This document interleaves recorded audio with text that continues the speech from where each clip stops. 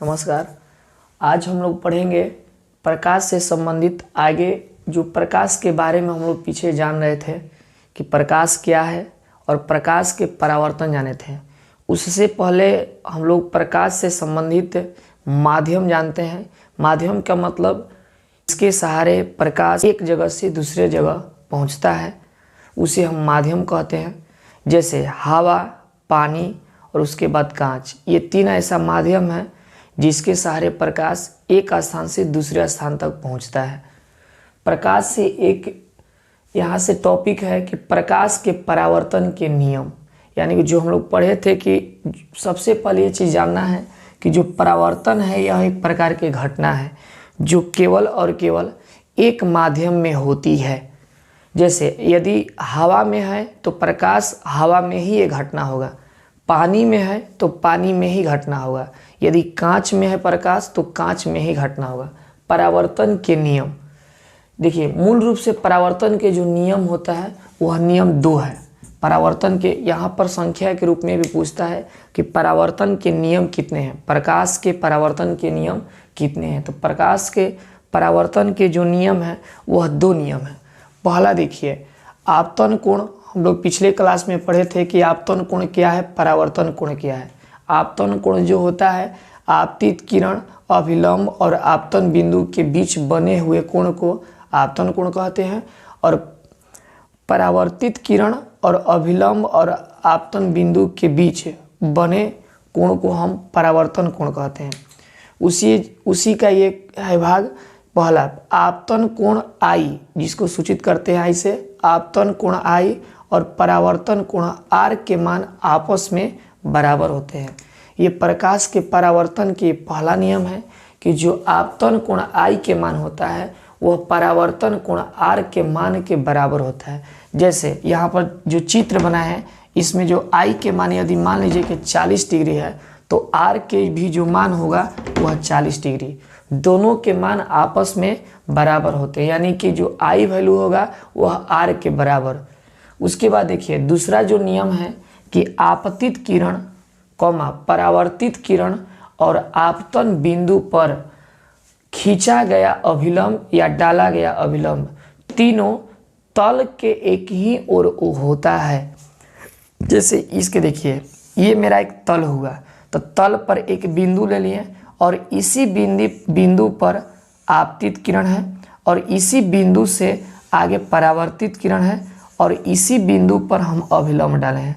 तो जो आपतित किरण है और परावर्तित किरण है और अभिलंब, ये तीनों जो किरण है ये तल हुआ, तल के एक ही ओर स्थित है। इसी को परावर्तन के दूसरा नियम कहते हैं। तो ये चीज़ हुआ, परावर्तन के 2 नियम होते हैं। पहला आपतन कोण और परावर्तन कोण के मान आपस में बराबर होते हैं। दूसरा आपतित किरण, परावर्तित किरण और आपतन बिंदु पर खींचा गया अभिलंब तीनों तल के मतलब एक ही और तीनों रेखा होता है और तीनों एक बिंदु पर आकर के एकत्रित होता है। आगे पढ़ते हैं, एक समतल दर्पण है। देखिए समतल दर्पण के मतलब हुआ कि दर्पण मतलब कांच, कांच ऐसा कांच जिसके एक सतह की ओर पेंट किया हो, पेंट मतलब कलई किया हुआ भाग हो। जिस दर्पण में हम लोग अपने फेस, अपने चेहरे को देखते हैं, उसी दर्पण को हम समतल दर्पण कहते हैं। समतल दर्पण बिल्कुल एक सरल रेखा की भांति होती है और एक तरफ हम लोग अपने चेहरे को देखते हैं, फेस को देखते हैं, और दूसरी तरफ इसके कलई किया हुआ भाग रहता है, यानी कि पेंट किया हुआ भाग रहता है। इसी को हम समतल दर्पण कहते हैं। इस समतल दर्पण है और इसे हम M से सूचित किए हैं। देखिए समतल दर्पण के जो गुण होता है उसके बारे में हम बता रहे हैं। देखिए सबसे पहले समतल दर्पण का फोकस दूरी मतलब छोटा एफ से सूचित करते हैं। पूछेगा क्वेश्चन कि समतल दर्पण का फोकस दूरी कहाँ होता है, तो याद रखना है अनंत।